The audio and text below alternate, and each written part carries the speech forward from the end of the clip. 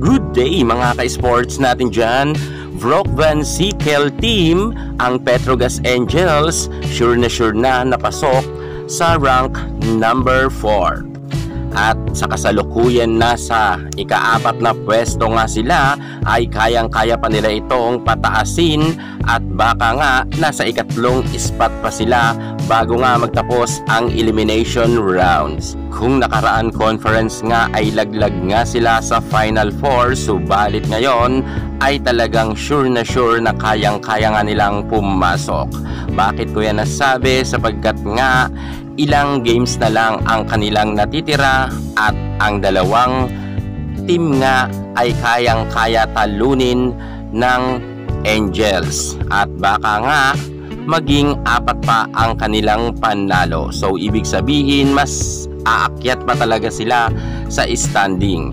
Bakit natin nasasabi na ang team nga ng Petrogas ay hindi malalaglag? Yan ang ating pag-uusapan dahil sa mga fans nga dyan ng Petrogas, magsaya na kayo dahil sure na napasok nga sila sa Final 4. Bago ang lahat, subscribe ka muna. I-click ang ating notification bell para lagi kang updated sa lahat ng issue pagdating sa volleyball. Susunod na!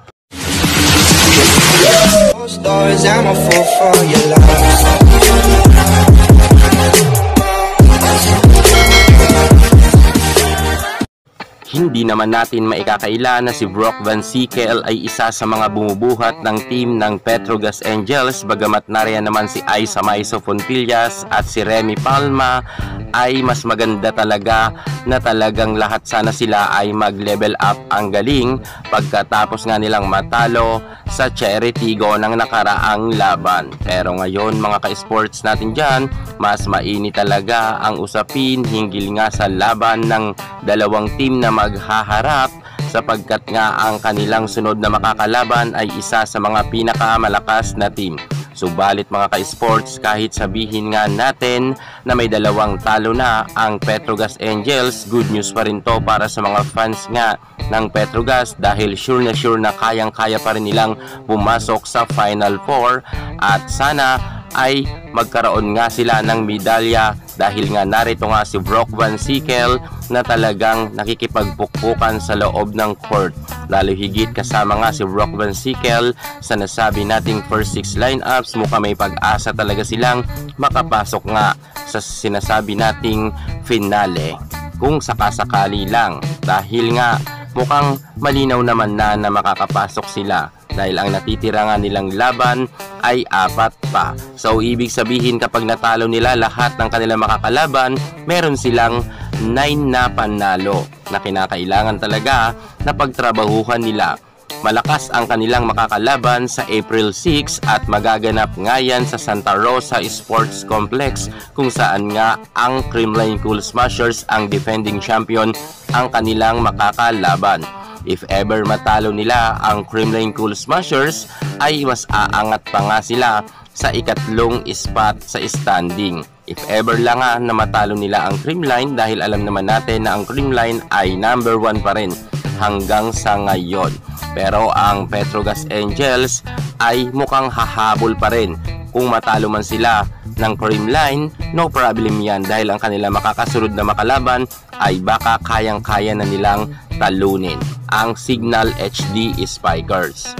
Magaganap naman sa April 16 ang kanilang laban kontra sa Signal kung saan magaganap nga to sa Phil Sports Arena 4 PM. Kaya sa mga fans dyan ng Petrogas at Signal, sumugod na kayo dyan sa Phil Sports Arena dahil nga magbabakbakan dito ang Signal at Petrogas. Ito ang pinaka-importante talaga na games ng Petrogas Angels. Kinakailangan talunin nila ang Signal HD Spikers para sure nga na makuha nila ang standing sa Final 4. Pero kung matalo sila ng Signal ay wala ng pag-asa ang Petrogas Angels. Ito ang isa sa mga susi na kinakailangan nilang talunin dahil ito na lang ang natitirang malakas na kalaban nila, ang Signal at Creamline.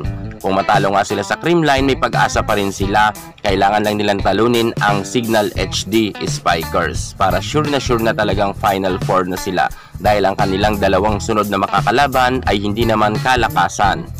Galleries Tower High Risers, 2 p.m. yan. Magaganap naman sa Santa Rosa Sports Complex, April 20, 2024, Saturday yan mga ka-sports. Siyempre, alam naman natin na hindi naman ganoon kalakasan ang Galleries Towers. Alam natin na kayang-kaya't agad yan pabagsakin ng Petrogas Angels. At eto pa mga ka-sports, sure na panalo na sila dyan sa dalawang games na ito. April 27 naman, 2024, Saturday ulit yan. 4 p.m. naman yan magaganap sa PhilSports Arena. Ang NextLED Chameleons, kung saan si Ibiang lang naman dyan ang talagang bumubuhat ng team ng NextLED.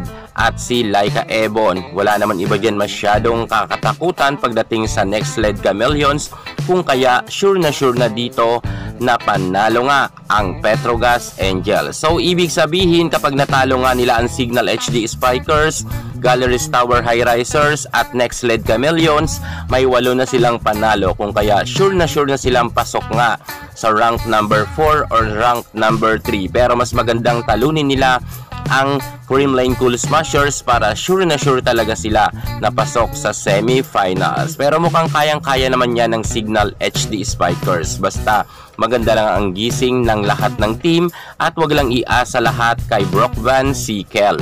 So yan na nga mga ka-sports natin dyan. Ipinasilip ko na sa inyo ang mga remaining game nga ng mga makakalaban nga ng Petrogas Angels. Nakilala naman ninyo Creamline Cool Smashers, Signal HD Spikers, NextLED Chameleons at Galleries Tower High Risers.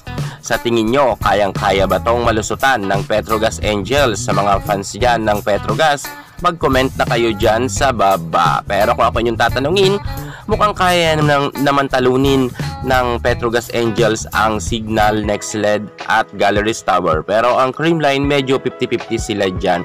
Pero mas maganda na kayanin nila talagang ipilit na maitawid nila ang pagkapanalo nga kontra sa Creamline para ma-sure sila dyan. Kasi kapag maganda ang gising ni Vanny Gandler at ni Ces Molina, baka mahirapan sila dyan. Pero kung matalo sila ng Creamline at ng Signal, sure na laglag na ang Petrogas Angels sa semi-finals. Kaya siguraduhin talaga ng Signal na talagang makipagpukpukan sila dito sa Petrogas kung gusto rin manalo ng Signal. Kasi ang Signal medyo humahabol rin sila eh. Pero hindi dyan papayag ang kupunan naman ni Brock Van Sickle ang Petrogas. Talagang isusure talaga nila na makapasok. Samantalang ang Creamline, 100% pasok na yan sa Final 4. Yan muna ang pinaka-latest natin sa mundo ng volleyball. At para hindi ka mahuli sa lahat ng issue pagdating sa larangan sa volleyball, subscribe na. Thank you so much. God bless.